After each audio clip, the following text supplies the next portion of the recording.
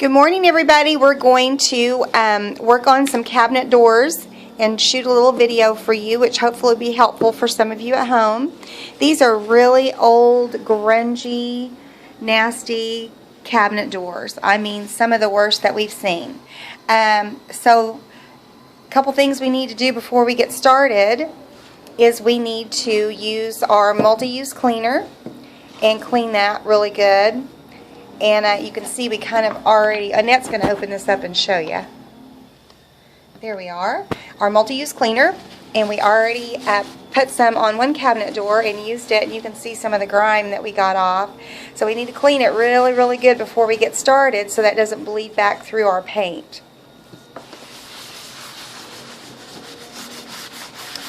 And sometimes you're going to have raised grime that's on the cabinets, and unfortunately that's where you're going to break out the sanding block or your real coarse sponge. We just go ahead and clean them down and get all the dust and grime off. Then we take...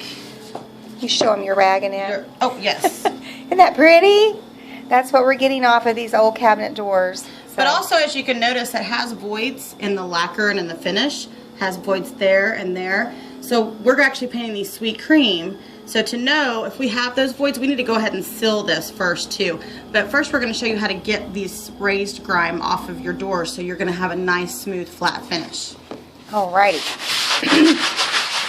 So she's using a fine grit sanding block. Yep, grit sanding block. And you could use a belt sander for this if you wanted to, like a hand-held belt sander.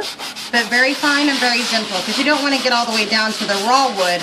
You just want to dull it down and knock off any raised grime or lacquer buildup or cleaning buildup on your piece. There we go. We're kind of getting some of that off of there.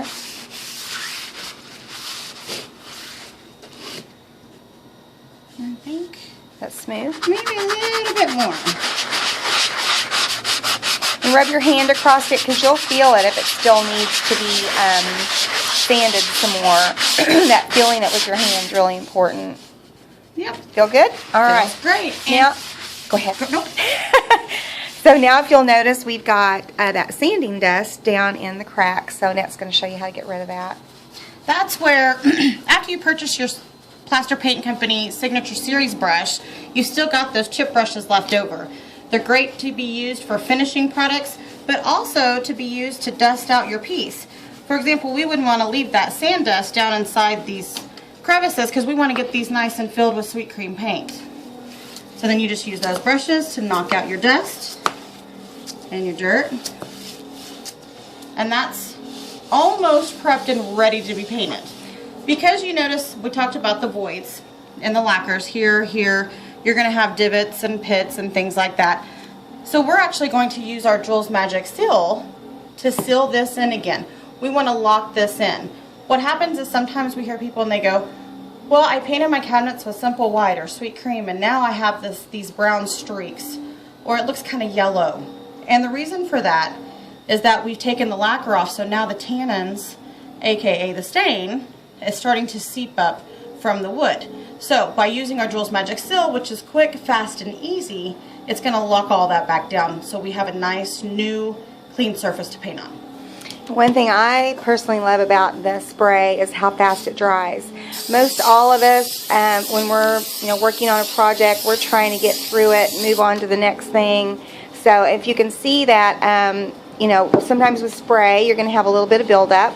So you want to hold your can a good distance away from the piece that you're working on. Annette likes to use her hands to rub it in. I do. You can use a soft cloth to rub that in, or you could use even your brush. Just pick up your brush and just flatten that out. But the beauty of the Jules Magic Seal is it's going to dry, and you will not believe how fast it's going to dry. If we had used liquid wax to seal this, it's going to take about 20-25 minutes to dry before we can start applying our paint. If we had used our paste wax to seal it, we would have to lightly buff that out after we brushed on and applied our paste wax. So the Jules Magic Seal that's why we call it magic. And also on liquid wax in the liquid form versus the can form, or the Jules Magic Seal, you're going to end up getting puddling down inside of your crevices or this nice scroll work here. So that liquid wax would end up puddling in your corners, Right. where the Jules Magic Seal allows you not to have that happen. Perfect. Yeah, I'm glad you brought that up. That's exactly. Look how much prettier this looks already. Remember what we started with just a few minutes ago? Now we've got, Well, and and so here's what it started out as. Yeah. With after being sanded and cleaned and everything, and then onto Jules Magic Seal, locking all of that stain and grime and things like that at the bottom, again giving us a nice beautiful surface to start with. okay, so we're going to let that dry for just about 3 or 4 minutes. I mean, it's going to dry really, really fast. As soon as it's dry to the touch, we're ready to start applying our sweet cream. So we'll be back. And we're back. We're going to now show you how to apply your first coat of paint. And of course, Annette has the Plaster Paint Signature Series brush. These brushes are really cool because they hold so much paint. They also have the round, where your hand goes, the round handle, so that keeps all that stress off your wrist. And she has already dipped it in the water and got the water back out of it with her paper towel, and now she's ready to start applying her first coat of paint. One thing that you want to do is you want to get down inside these grooves first, because it is going to hold a little more paint than what your board is going to hold. So that way it has time to fully dry when you're ready to go on and do your second coat, when it's all said and done. And you notice she's painting in long, even strokes. Some people will use the little bitty thin brushes, and they're constantly going back into the product and applying the paint. That's when you start getting a lot of those brush strokes that you don't want, and also working yourself a lot harder. So right now she's making sure that she's getting paint down in any of those little divots, places that you know, have some cracks and crevices, and also finishing that out then with long, even strokes. And I just want everybody to realize I have not re-dipped my brush. So that's one dip into the paint to do half, well actually a little over half of this door. Getting down inside those edges, doing around the edges of your board also. If you notice, Mom, if you'll come in here, if I go back and try and do this after I've already painted it on the edges, see what it does? It makes that stroke there. You want to keep your strokes really going in the same direction. So doing the edges first is best. We always Yes. forget that though. We do. I do. I always forget it. But if you'll paint around the edges first and then come back and paint the top of the surface, you're going to end up with that really nice, pretty finish. So now I'm going to go ahead and load up my brush again. And again, load it up. Don't worry about, you know, just putting a little bit on and then back onto your piece. You're going to work yourself to death if you do that. That's why we love the Signature Series brush. So I've loaded my brush. I'm going to go ahead and put some paint out here and then work it back down inside. This is where that circular motion goes. I know people hear that all the time from me, but it is where it comes in handy. If I sit here and do this, look how long it's going to take me to do that. If I do this and I go back each direction, I'm done.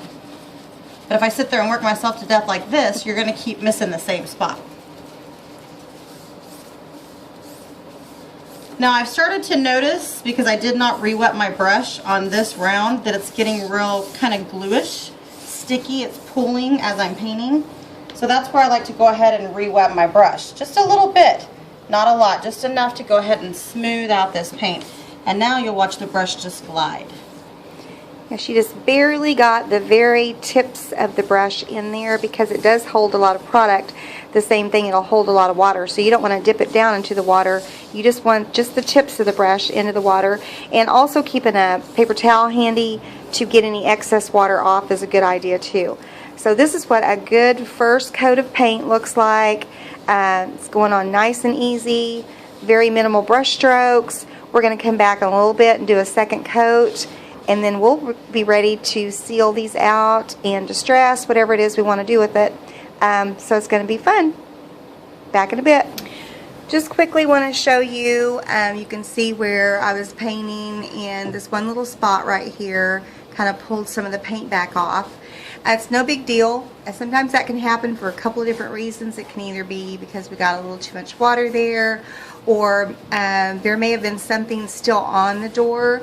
So we're just going to let that dry, and we'll come back and just hit it again. No big deal. All right, we're back. We are moving on to our second coat of paint, and then from there we're going to be ready to let that dry and move on into sealing. And again, on your second coat, you want to go ahead and load your brush, because we're starting over just like we did before and getting that second coat on there. And you'll see how nice the coverage is going to be. But that's part of having that really good brush. If you notice any little hairs coming out of the brush in your on your project, which you probably will, the natural bristle, just like the hair on our head, you know, they shed from time to time, and especially when they're new and you're first starting to use them. So if you want to keep your eyes open for any hairs that might have fallen out and be in the project, and if it is, then you want to get it out while your paint's wet. And just, it's real easy just to turn your brush sideways and kind of flick that out, or if you have to, just pick it out and then paint right back over that spot.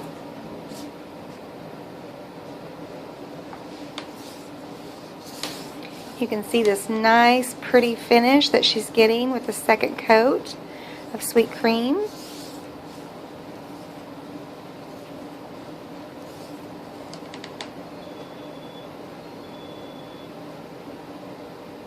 And with your second coat, that's where you want to make sure that you have that really good coverage. Rarely do we have to do 3 coats, but it's possible that you can, or just a light touch up on that last one. It depends on the product that you're starting with. We did one the other day. We had 2 different doors.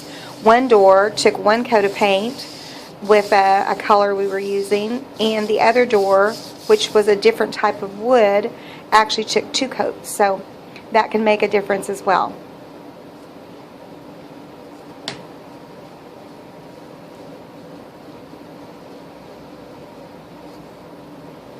Alright, so she's going to work that in, and as you can see, she's doing those long, even strokes to get that really pretty finish. And there's a hair right there. Let me get down here. So I'll show you turning your brush to the side and grabbing hold of it and pulling that back off. There you go. Just smooth it out. Back in a minute. Ready? Okay, so we wanted to show you something else. You know how we've all come back a lot of times after we've painted a piece, and even though we tried to get all the little brush hairs out, maybe we missed them. If you see this and it's dry, you don't want to use your fingernail and scrape it all up. Just take the ball of your finger, roll over it, a little bit of pressure, and looky there, it just flicks right out. So that's how easy it is to get those out. Don't get frustrated with that, but again, don't use your fingernail and don't use something to try to pick it out, because you're going to scrape your paint. So now I'm ready to go ahead and buff this piece with no trouble. I think I saw another one right over here. Nobody can see that one. Same thing. Use the ball of our finger, a little bit of pressure, flick it right out. Okay, there you go. Sometimes you'll go through a vendor mall or through one of your retail spaces that carry plaster paint, and you feel their piece and you're like, how do they get that silky smooth finish? Because you want the same thing for your kitchen cabinetry. Because the paint is an additive base paint, it can sometimes go on a little thick, leaving behind some brush strokes from time to time. With that being said, what I like to do is use a worn-in 220 fine sanding block. Now, if you just use this on native stone, don't use it on your sweet cream. But if you've got one that's got the white backing or a cream base, use that, because you don't want to gouge your piece. You just want to knock the brush strokes down. So what we show you is just to knock those brush strokes down lightly. You don't have to get real heavy on it, just real lightly sand each piece. So now that we have knocked all the brush strokes off of here, we also want to show you a couple different ways to distress your piece. Some people would like this solid look, and some would like a little bit of that wood underneath to show through, kind of give it that shabby old world look. So to show you how to do that using your sanding block, you're literally just going to sand on the edges of where you want it to distress. And you know, for me, Annette, sometimes I'll use my sponge and get that damp first, and it actually makes your sanding block sand a little bit better. So if I get the edge wet and then we go, there we go. Now that sanding block should really pull that off pretty easily. So this shows you how to use the sanding block and the sponge to get the desired distressing on this piece. But then also, you always want to use your natural Scotch-Brite sponge. The reason that we always boast to use a natural Scotch-Brite sponge is because there are no dyes in these sponges. If you go and you use your typical green and yellow Scotch-Brite from under the sink, you're going to end up releasing and transferring some of those dyes from that sponge to your piece. So that's why using this with no dyes works much better. So what we're going to show you is, you've seen the sanding here, and then I'm going to show you how to use just the damp sponge, using your coarse side first.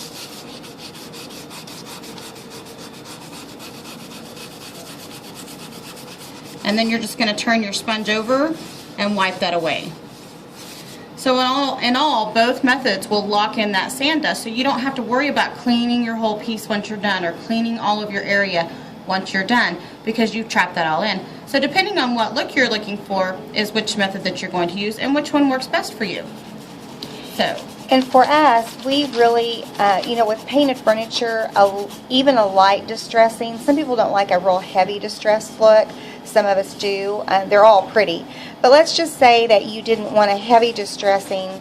You really should consider at least some light distressing in different places, especially around these edges where it's going to constantly wear. Because after about 6 months, those solid painted surfaces are going to start showing some wear just from constant use. So the natural, or the distressing, is going to make it look more natural, and you're not going to notice any little chips and wearing that you're going to get over time. So we do recommend at least distressing somewhat. So once you've distressed your piece, then we're going to go into the sealants.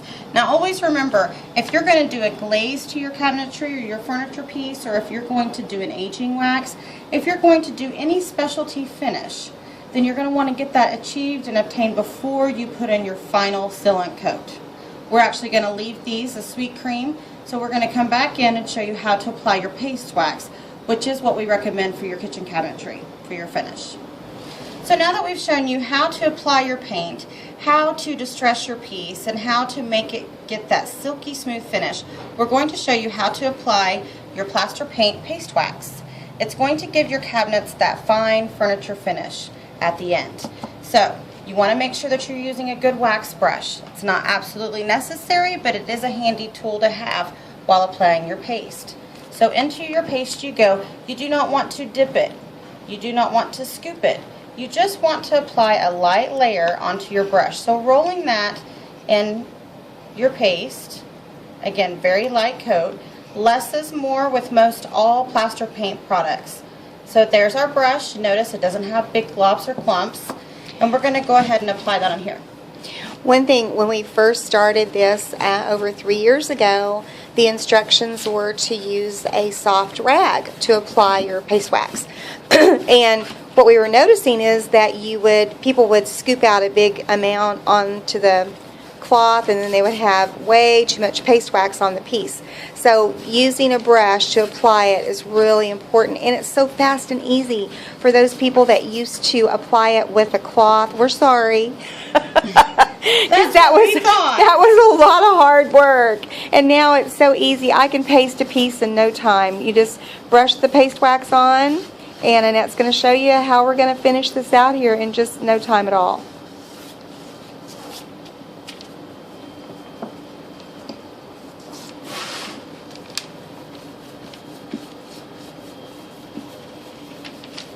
You notice that she's going in swirls to get down in all the little cracks and crevices, but then she's immediately going back with long, even strokes and smoothing that out.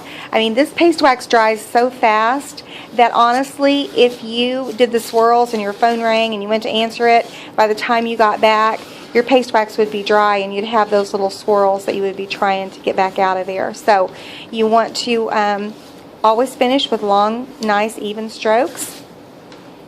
And your paste wax is going to go on oily, just much like Crisco, is how I like to look at it. It's going to go on oily, and then within just like 2 to 3 minutes, you're going to notice it's dry. That oiliness went away, and all of a sudden it's dry, and then you know it's ready to buff. So Annette's over there getting our electric buffer ready, and we're going to show you how to do that. So it's really, like I said, really fast and easy.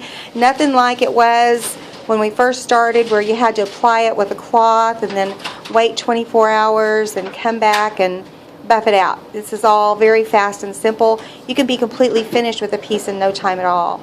So the electric buffer will be your lifesaver, because you're not having to hand buff, especially those big projects like your kitchen cabinets, dining room tables, large pieces of bedroom furniture.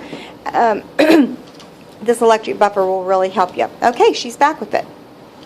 Your electric buffer is a drill attachment that attaches to an electric drill. You don't want to use a battery operated drill. Reason for that is with the electric drill you get the same consistent RPM, so it's going at the same speed, buffing out your piece and creating the same amount of friction. If you use a battery operated drill, then it's consistently losing power and juice, so it's going slower and slower each time that you're applying pressure with your buffer brush. So, very simple. You want to hold on the front, turn it on. It's not going to hurt you. It doesn't hurt your hand. It looks rough, but it's not. So now we're going to apply it to our cabinet door.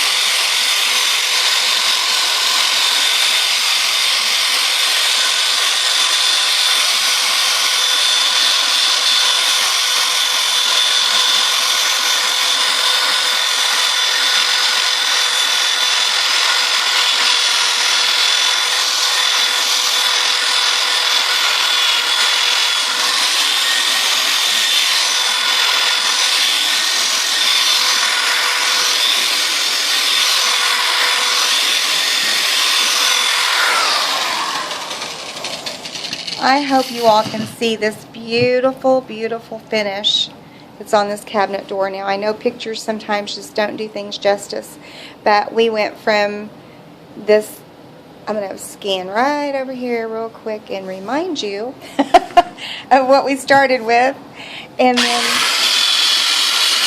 we have this beautiful silky satin that looks like it came from the factory this way finish that is just amazing. So we wanted to show you one final step that we like to do. It's not a necessity, but it's something that we like to do when we finish pasting a piece and buffing it. So this is rumple cloth. Now a lot of people look at it and they think, oh, that's just cheesecloth, and it absolutely is not. It is a completely different type of material. It looks the same, but completely different. These are actually used in high-end antique homes and showrooms to buff and polish their furnishings because they can't receive any scratches. That's how soft and pliable this is. So what we're going to show you is how to go ahead and just use this very lightly on your piece, and it just kind of finishes that out.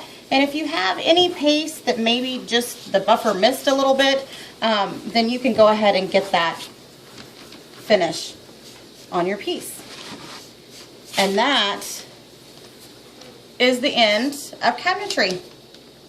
Thank you very much. I just want to show you again this beautiful finish. Now, what you're seeing here is the wood grain. That is not brush strokes. That is the wood grain of the wood coming through.